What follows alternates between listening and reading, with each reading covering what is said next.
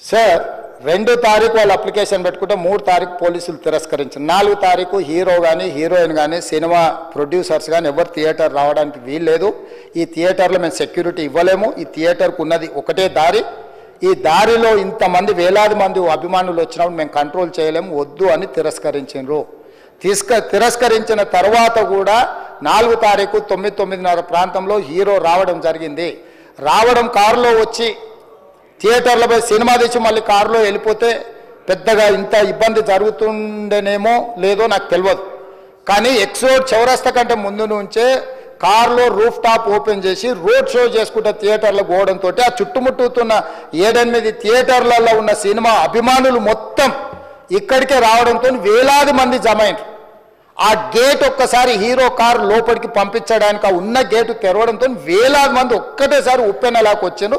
ఆ ఉప్పెనలో చనిపోయిన రేవతి, ఆమె కొడుకు, భార్య, భర్త, కూతురు వాళ్ళు అలాగైపోయి కొడుకు తల్లి ఒక పక్కన పోయి ఆ జనాల నుంచి తప్పించుకొని టికెట్ చేసుకొని ఆ తొక్కిసలాటలు హీరోను థియేటర్ లోపలికి తీసుకుపోవాలనుకున్న టైంకి అతను బండి మీద రోడ్ షో చేసి దిగేటప్పటికి వేలాది మంది హీరోని కలవడానికి చొచ్చుకొచ్చారు ముందుకు. అసలు అంటే ఈ రకమైన వాతావరణంలో అతన్ని లోపలికి తీసుకువెళ్ళాల్సిన సందర్భంలో అతను ప్రైవేట్ సెక్యూరిటీ ఇవాళ రేపు మనం ఫంక్షన్లలో బౌన్సర్లు అని మనం చూస్తూ ఉన్నాం. 50-60 మంది సరిగ్గా లెక్క తెలియదు, 50-60 అని అంటున్నారు, నెంబర్ 4 ఎక్కువ తక్కువ. ఆ బౌన్సర్లు అందరు మీదికి వచ్చే అందరు అభిమానులను విపరీతంగా అడ్డంగా ఎట్లా పడితే అట్లా తోయడంతో అటు నుంచి అభిమానులు హీరోని చూడాలి, కలవాలని ఒకవైపు నుంచి వాళ్ళని హీరో దగ్గరికే రానియొద్దని ఆయన ప్రైవేట్ సెక్యూరిటీ వెనక్కి నెట్టడం వల్ల ఈ తొక్కిసలాటలో హీరో థియేటర్కి వెళ్ళి లోపలికి వెళ్ళి చూసినాక పోలీసులు ఈ మొత్తం క్రౌడ్ని ఈ మొత్తం అక్కడ ఉన్న జమైన జనాలను అందరిని కూడా తీస్తే ఒక తల్లి కొడుకు అక్కడ శవాలుగా పడి ఉన్నారు. ఆ తల్లి అంత తొక్కిసలాటలు కూడా నేను ఆ వీడియో చూసిన ఆ తల్లి లోపలికి వచ్చినప్పుడు కొడుకు చేయి పట్టుకొని ఎంత జాగ్రత్తగా కొడుకుని తీసుకొని వస్తుందో తల్లి ప్రేమ ఎట్లుంటుందో అక్కడ నాకు చూసి నాకు అర్థమైంది. ఆ శవాలుగా మారిన తల్లి కొడుకు చెయ్యి ఇడవలే అధ్యక్ష, అట్లే చెయ్యి బిగ్గర పట్టుకొని పోలీసు వెళ్ళి చూస్తే ఆ తల్లి ఆ పిల్లగాడు ఆ తల్లి ఆ చెయ్యి వదలకుంటే కన్నబిడ్డను పట్టుకుని తల్లి చచ్చిపోయింది అధ్యక్ష. అట్లాంటి సిచ్యువేషన్లో పోలీసులు తల్లిని కొడుకుని హాస్పిటల్కి అక్కడ ఫస్ట్ ఎయిడ్ ట్రీట్మెంట్ చేసిండ్రు. పోలీసులు ఏం డాక్టర్లు కాదు, హుటాహుటిన తరలించిండ్రు. హాస్పిటల్కి వెళ్ళిన తర్వాత తల్లి చచ్చిపోయింది, పిల్లోడు కోమాలు ఉండు, ఆల్మోస్ట్ పోలీసులు పిల్లవాడు కూడా చచ్చిపోయింది అనుకున్నారు.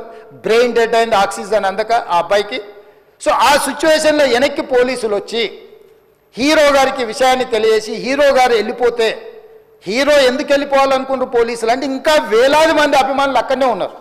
హీరో గారు థియేటర్లో కూర్చొని ఉండడం వల్ల సినీ ప్రముఖులు ఉండడం వల్ల ఈ బయట జమైన వేలాది మంది అభిమానులు అక్కడ నుంచి పోకుండా అక్కడనే ఉండడంగా థియేటర్ లోపల కూడా బాల్కనీలో టాప్ బాల్కనీలో హీరో కూర్చుంటే కింద నేల కింది నుంచి పై వరకు వెనక్కి తొక్కుట పైకెక్కి హీరో చేతులు కలపాలని కోతులు ఎగబడ్డట్టు కోట మీదకి కోతులు ఎగబడ్డట్టు ఉల్టా పైకి తొక్కిసలాట జరిగింది అధ్యక్ష.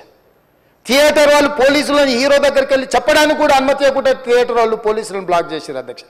ఎప్పుడైతే హాస్పిటల్లో తల్లి చచ్చిపోయిన పిల్లగాడు కూడా ఆల్మోస్ట్ చావు నోట్లో ఉన్నాడు అని తెలిసి పోలీసులు వచ్చి ఏసీపీ వెళ్ళి చెప్పడానికి పోతే థియేటర్ సిబ్బంది లేదు హీరో దగ్గరికి వెళ్ళడానికే వీలేదని చాలాసేపు పోలీసులను కూడా హీరో దగ్గరికి పోనీయలేదు అధ్యక్ష వాళ్ళ ప్రైవేట్ వీళ్ళు. చివరికి ఏసీపీ కోపం వచ్చేసి మిమ్మల్ని అందరిని తీసి లోపల వేయాల్సి వస్తుందని చెప్పి పోయి హీరోకు ఏసీపీ క్లియర్గా ఇద్దరు చనిపోయినరు, మీరు ఇక్కడ కూర్చుంటే థియేటర్లోనగా థియేటర్ బయట ఉన్న వేలాది మంది ఈ సినీ అభిమానులను మేము కంట్రోల్ చేయలేకపోతున్నాం, ల్యాండ్ ఆర్డరు శాంతి భద్రతలు చేయి దాటిపోయినాయి, మేము లాఠీ చార్జ్ చేయాల్సిన పరిస్థితి ఉంది, మీరు దయచేసి వెళ్ళిపోండి, వచ్చిండ్రు చూసిండ్రు కదా వెళ్ళిపోండి అంటే లేదు నేను సినిమా అయిపోయే వరకు ఇట్లే కూర్చుంటానని పోలీసులతో చెప్పిండని సిటీ కమిషనర్ నాకు చెప్పడం జరిగింది అధ్యక్ష. అదేవిధంగా ఇంకా కంట్రోల్ కాకపోవడంతో అప్పుడు డీసీపీ పై అధికారి రంగంలో దిగి వాళ్ళ అందరినీ లోపల వాళ్ళు ఎంబడున్న అడ్డుకుంటున్న వాళ్ళను పోలీసులతో జరిపించి చక్కగా డీసీపీ పోయి హీరో గారికి బయట చనిపోయినరు, పరిస్థితి చాలా గందరగోళంగా ఉన్నది, మీరు ఇక్కడ నుంచి కదలాల్సిందే లేకపోతే మిమ్మల్ని పోలీస్ స్టేషన్కు తీసుకెళ్లాల్సిన పరిస్థితి వస్తుంది, మీరు ఇక్కడ నుంచి కదలాల్సిందే అని బలవంతంగా అతన్ని సినిమా మధ్యలో 12 గంటల సమయంలో రాత్రి 12 గంటల సమయం అట్టిట్టుగా ఆ సమయంలో అతను తీసుకొచ్చి బండెక్కిస్తే మళ్ళీ అతను రూఫ్ టాప్ ఓపెన్ చేసి మళ్ళీ చేతులు ఊపుకుంటూ రోడ్ షో చేసుకుంటూ అంటే తల్లి చనిపోయి పిల్లగాడు చావు బతుకుల మధ్యలో ఉన్నాడు, మీరు వెళ్ళండి అని వెనక్కి పంపిస్తే కూడా మళ్ళీ కారులో రూఫ్ టాప్ ఓపెన్ చేసి చేతులు ఊపుకుంటా అభిమానులను సంతోషపెట్టుకుంటా రోడ్ షో చేసుకుంటా అతను వెళ్ళిపోయింది అధ్యక్ష. పోలీసులు కేసు చేసిరు. కేసు మీద థియేటర్కి సంబంధించిన కొంతమందిని అరెస్టు చేసిరు. అరెస్టు చేసి 10-11 రోజుల తర్వాత పోలీసు హీరో గారింటికి వెళ్ళిండ్రు. మీరు కూడా కేసులో A11 మీ మీద కేసు ఉందని చెప్పడానికి పోలీసులతో దురుసుగా ప్రవర్తించిండు. మీరు ఆ వీడియోలన్నీ కూడా చూసిండ్రు. ఆ పరిస్థితిలో చట్టాన్ని అమలు చేసే పోలీసులు ఆల్రెడీ ప్రాణాలు పోయినాయి, ఒక నిరుపేద తల్లి చనిపోయింది, కొడుకు చావు బతుకుల మధ్యలో ఉన్నాడు. ఆ రోజు కోర్టులో కేసులు కూడా వస్తున్నాయి. కోర్టుకు కూడా మీరు విచారణలు ఏం చేసిండ్రని కోర్టుకు కూడా పోలీసులు జవాబు చెప్పాల్సిన పరిస్థితి ఉండే అధ్యక్ష. దాంతో మాట్లాడితే వాళ్ళు చాలా బాధ్యతారహితంగా సమాధానాలు ఇచ్చారని మా పోలీస్ సిబ్బంది చెప్తాను. దాంతోనే అతన్ని పోలీస్ స్టేషన్ తీసుకెళ్ళారు అధ్యక్ష. ఇక్కడి వరకు ఒక హీరో, ఒక థియేటర్లో జరిగిన సంఘటనలు, వీటన్నిటి నేపథ్యంలో పోలీసులు వాళ్ళ విధి నిర్వహించారు అధ్యక్ష. ఎప్పుడైతే అతను పోలీస్ స్టేషన్కు తీసుకెళ్ళిరో కొన్ని రాజకీయ పార్టీలు పైశాచికంగా ఎంత నీచంగా నన్ను తిట్టుకుంటా పోస్టులు పెట్టినరంటే, అంటే తెలంగాణ समाजంలో मलकपेट बलाला साहब के कॉन्स्टिट्यूंसी के वोटर है उन लोग, मलकपेट के छोटे नौकरी, उसका नौकरी अकबर साहब वो 30,000 नौकरी करता है, उसके परिवार में कोई कमाई नहीं है, एक एक टिकट 3,000 रुपये में खरीदा, वो बच्चा उनका फैन है बोल के उनके परिवार 12,000 रुपये रखकर 4 टिकट खरीद के पिक्चर को गए। 30,000 महीने को कमाने वाले నెలకు 30,000 జీతంతో పనిచేసి ఒక ప్రైవేటు చిన్న దాంట్లో ఉద్యోగం చేసుకునే తండ్రి తన కొడుకు ఆయన అభిమానాన్ని కుటుంబము 12,000 రూపాయలు 3,000కు ఒక టికెట్ 12,000 రూపాయలు పెట్టి సినిమా థియేటర్కి వెళ్తే థియేటర్లో చనిపోయిన 11వ రోజు వరకు వీళ్ళు ఎవరు హీరో కానీ ప్రొడ్యూసర్ కానీ ఎవరు కానీ ఆ కుటుంబాన్ని చనిపోయిన కుటుంబాన్ని కానీ హాస్పిటల్లో చావు బతుకుల మధ్యలో ఉన్న పిల్లవాడిని పరామర్శించడానికి కూడా పోలేదు అధ్యక్ష. ఇది ఏ రకమైన మానవత్వం అధ్యక్ష? నాకు అర్థం కాలే. ఇలాంటి మానవత్వం లేకుండా వ్యవహరించిన వాళ్ళను పోలీసులు విధి నిర్వహణలో భాగంగా పోలీస్ స్టేషన్కు తీసుకెళ్తే ఒక ఆయన ట్విట్టర్లో పెడతాడు అడ్డగోలుగా 10 ఏళ్ళు మంత్రి చేసి ఉద్యమాలు చేసినామని చెప్పుకునేటోళ్ళు, ఉద్యమాల సమయంలో సినిమా షూటింగ్లో జరగొద్దని దాడులు చేసిన వ్యక్తులు ఇవాళ అతను భగవత్ స్వరూపుడు, అసలు అతన్ని పోలీసులు ముట్టుకుంటారా? అసలు ఈ రాష్ట్రం ఏమైపోతుంది? రాష్ట్రం ఉంటుందా? ఈ రకంగా రాజకీయ పార్టీలు అధ్యక్ష, రాజకీయ పార్టీలు ప్రజాప్రతినిధులుగా చనిపోయిన ప్రాణాల విలువ లేకుండా చావుకు కారణమైన ప్రత్యక్షంగా పరోక్షంగా అయిన వాళ్ళని పోలీస్ స్టేషన్కు విచారించడానికి పిలిస్తే కూడా అది కూడా తప్పుపట్టి ప్రభుత్వాన్ని బద్నాం చేయాలి, ముఖ్యమంత్రిని తిట్టాలని ఎంత నీచమైన భాష వాడింది అధ్యక్ష. యూట్యూబ్లలో మీరు చూడండి.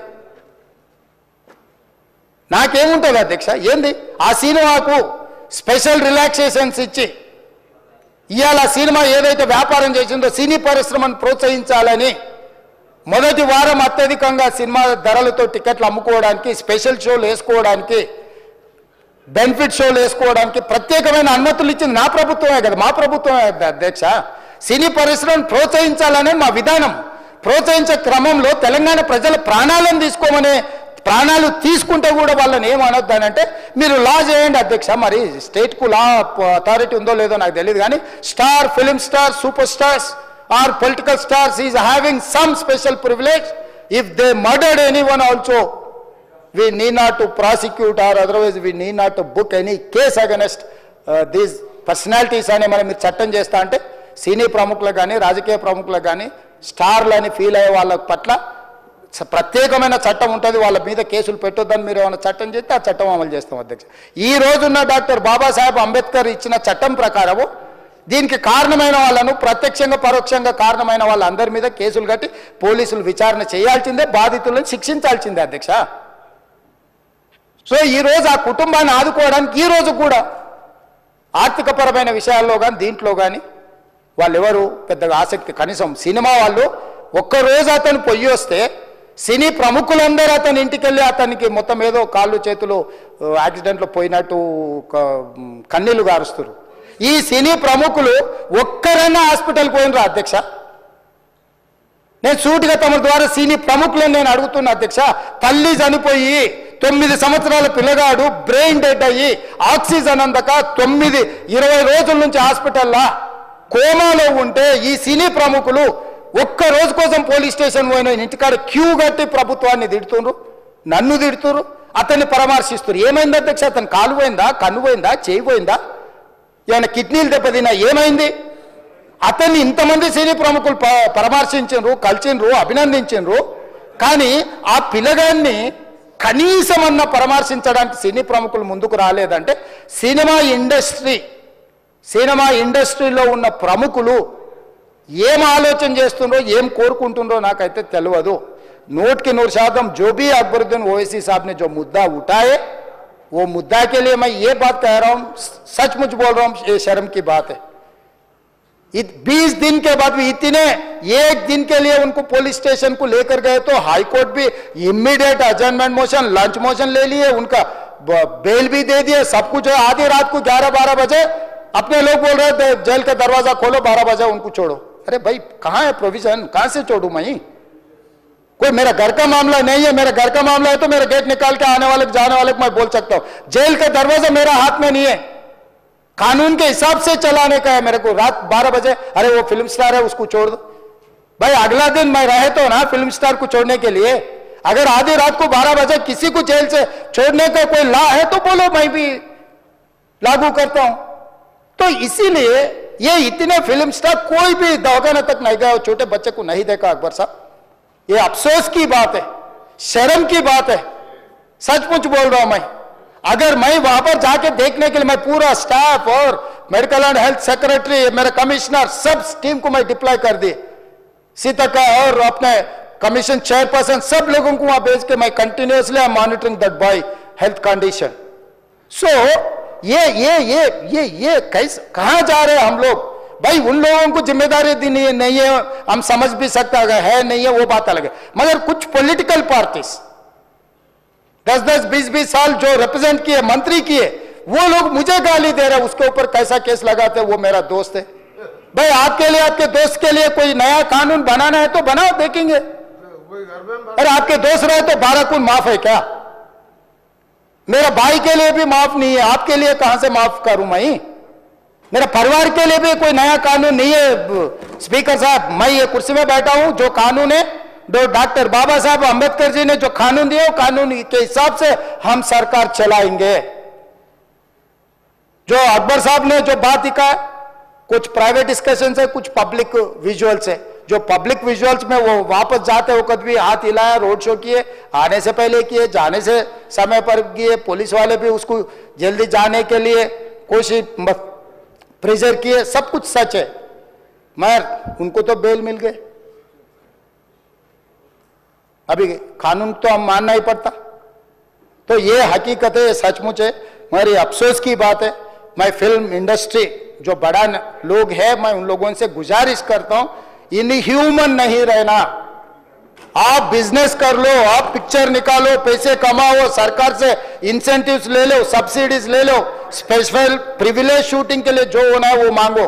मगर किसी का हत्या होने के बाद, किसी का जान चलाने के बचाने के बाद, किसी का जान लेने के बाद आज स्पेशल प्रिविलेज मांगे तो ये सरकार में नहीं मिलने वाले.